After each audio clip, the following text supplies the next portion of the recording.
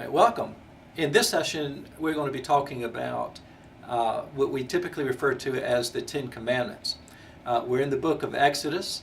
In the last session, we talked about the most redemptive event in the entire Old Testament, an event that not only is confined to the Old Testament, but really becomes the event which kind of surfaces under even the story of Jesus, and it comes through in many ways. That event, of course, being the Exodus. God is calling his people out of Egypt, and Moses is their leader, and that incredible rescue story becomes really the interpretive lens, or it becomes the event which provides the interpretive lens for the Bible and for what is going to be later done in Christ.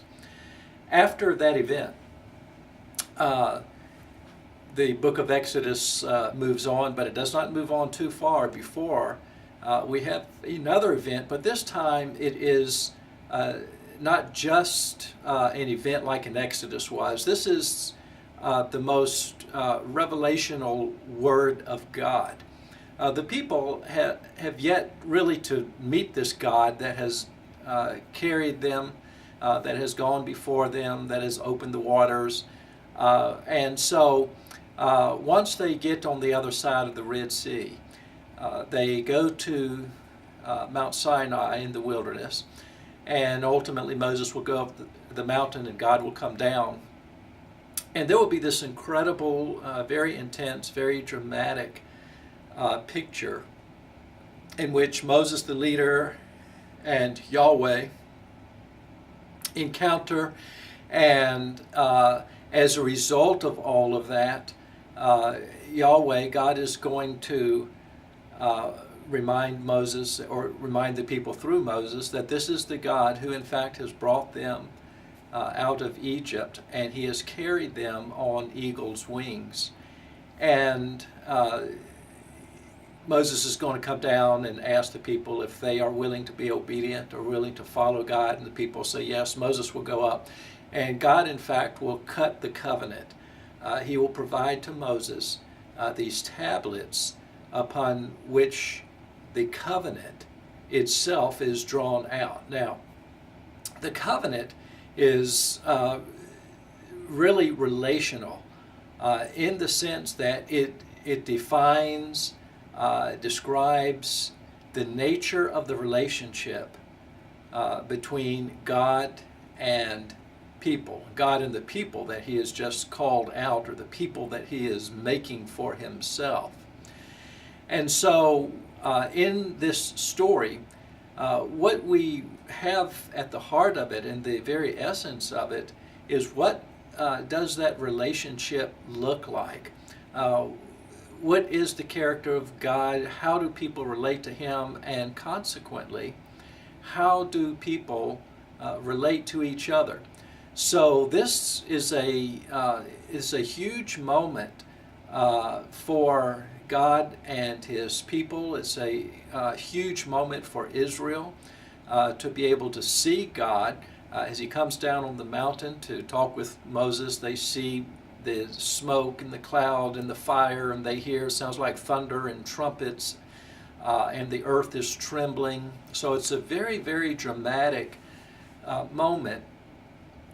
And ultimately, God is going to give these words to Moses. Now, typically we refer to them as the Ten Commandments, and that certainly has a lot of connotation about it whenever we say the word commandments. Technically and more truthfully, they are the 10 words of God. First of all, it is just, keep in mind that these people wonder, here's the God that has led us. Not only what is he like, and it is clear that this has been in a redemptive moment. Does he speak? If he speaks, what does he have to say to us? So these so-called commandments that are revealed to Moses, or that are given to Moses, are in fact words of incredible revelation from Yahweh, and those words of revelation are ultimately about relationship. Oftentimes we read those words in the context, or in a context in which they sound legalistic to us, or to us they sound like this is law in the Western sense that we think about law. These are actually words of grace. First of all, God communicates. Secondly, these are words that now allow there to be an expression of freedom in the nature of the relationship that God has with the people and that the people have with God. So, very contrary to the popular notion that this is legalized enforcement, these are actually words of liberation. These are words from Yahweh that invite people into relationship, and they create community. These words are the words in which healthy relationships are not only formed, they are sustained. And in those relationships, there is the way that humans were designed to be able to function, how we relate to God, how we relate to each other, how we relate to the world beyond. So these words that God gives to Moses are words, think of them as words of liberty, think of them as words of freedom, think of them as words that flow out of the grace of God, and that are intended to be words that create a community in which there is healthy relationship on all sides. So the words themselves and some of the other words that are beyond, apart from just being the 10 words that we are fairly familiar with, there were a number of varied instructions and things that God revealed to Moses and that he communicated along to the people. These are words of covenant, and they are very much modeled after ancient covenants in that time, in that culture. God has done something, there's been an intervention of God, or like we have said, there has been an exodus and redemptive moment. God speaks. Relationship, terms of relationship are defined. So, these words of God, just like the Exodus event, these particular 10 words of God are also 10 words that now serve in their own right as an interpretive lens through which to read the rest of the New Testament, or the rest of the Old Testament, and right into the New Testament.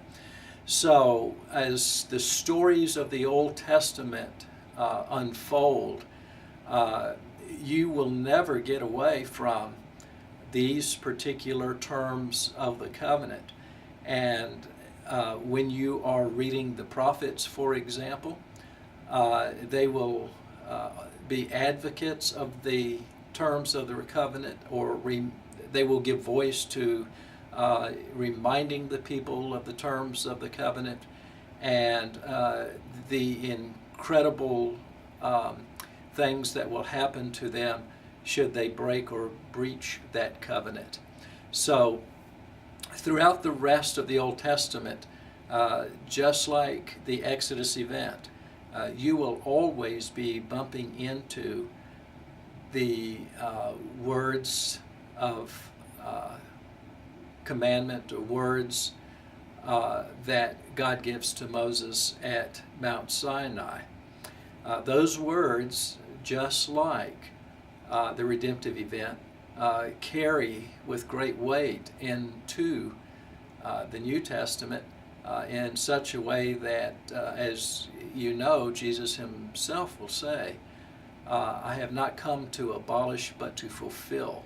So you can put what happens on Mount Sinai in that context, and you can perhaps see now that in the book of Exodus we have one event, one word that becomes highly revelational and that become paradigms and interpretive lens for the story of the rest of the Bible.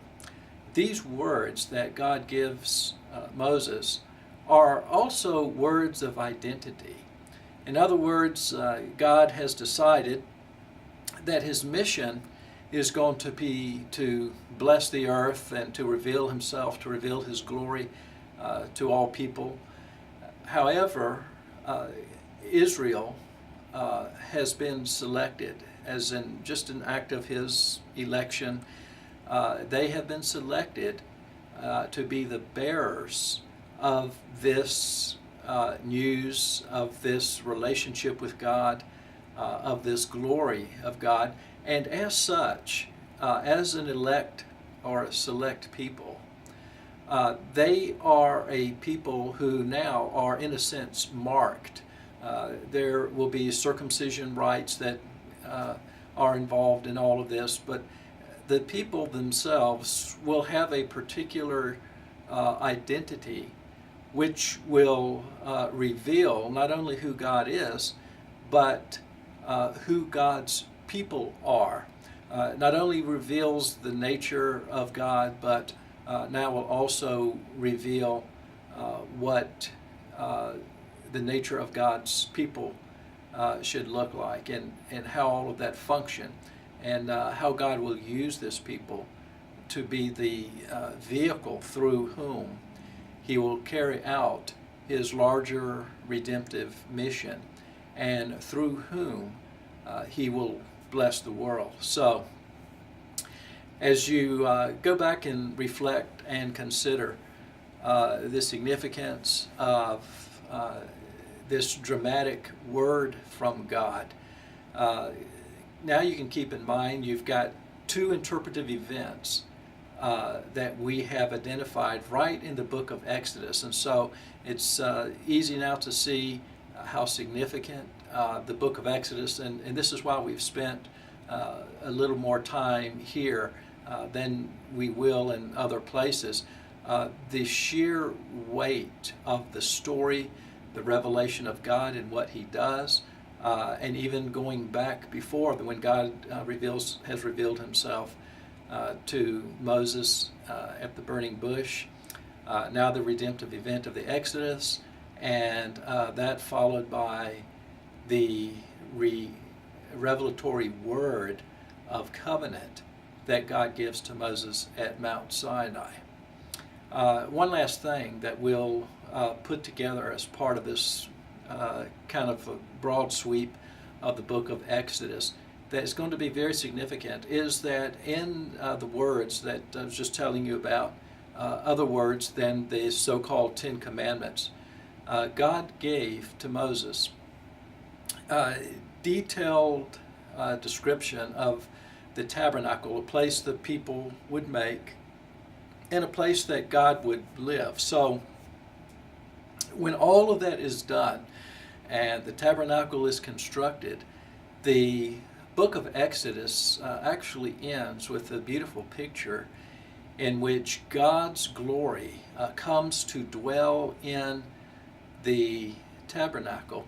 And as such, even Moses himself cannot go into the tabernacle.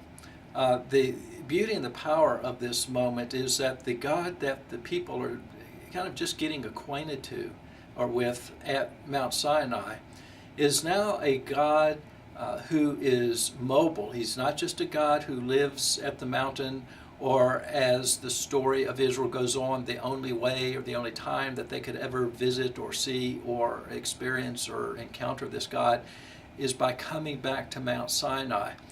This is a story which culminates actually in God just coming to dwell right in the very presence or amidst the people of Israel and revealing his glory in that.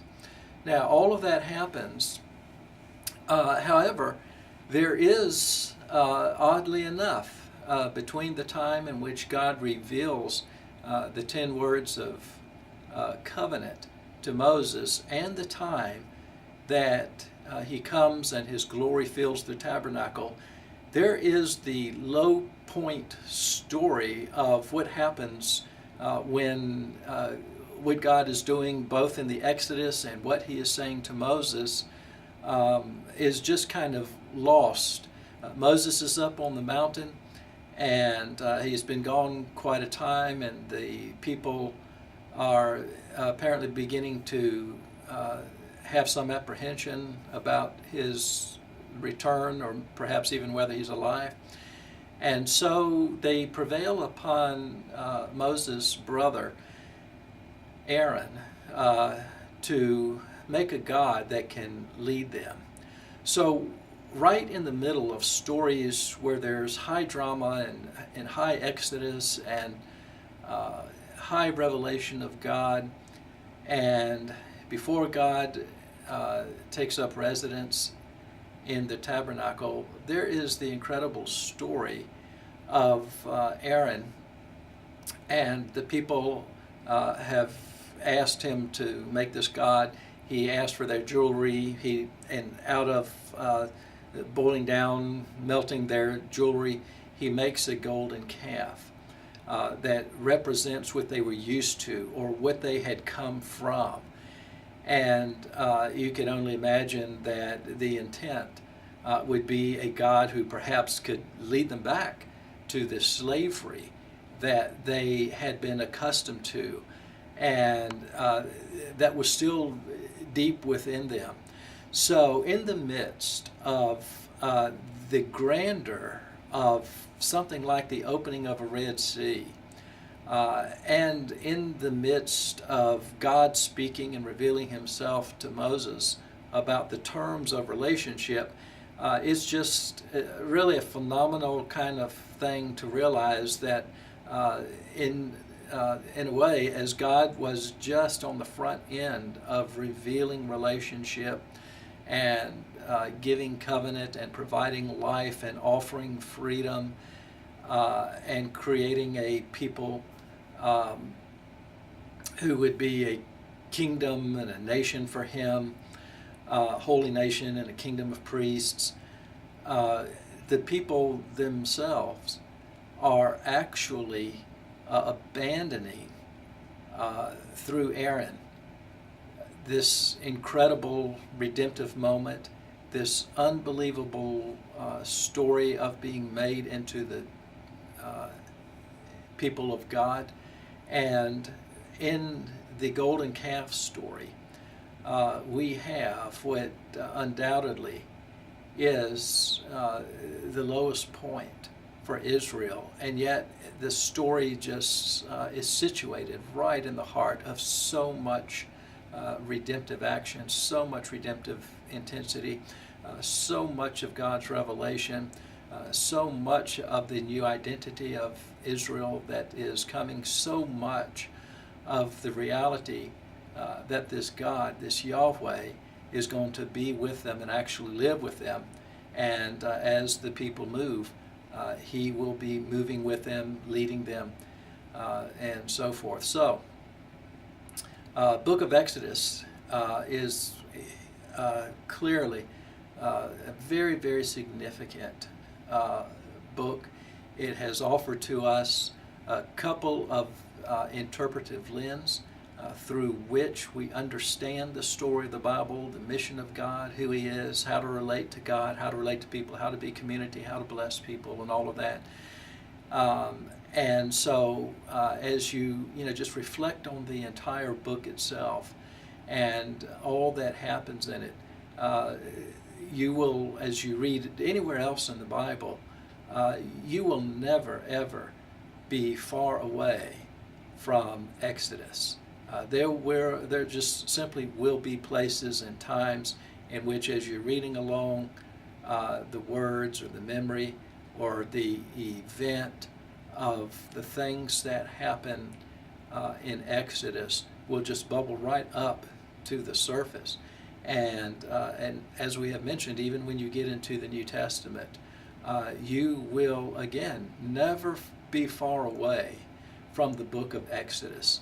So I hope that this will be helpful to you in reading the Bible and recognizing these couple of very significant interpretive lens that we have, and that as you bump into them and as you encounter them through the rest of the story of the Bible, you'll know exactly from where they came, and you will have the lens to be able to interpret, to read very meaningfully the stories that you are reading in the rest of the drama of the Bible.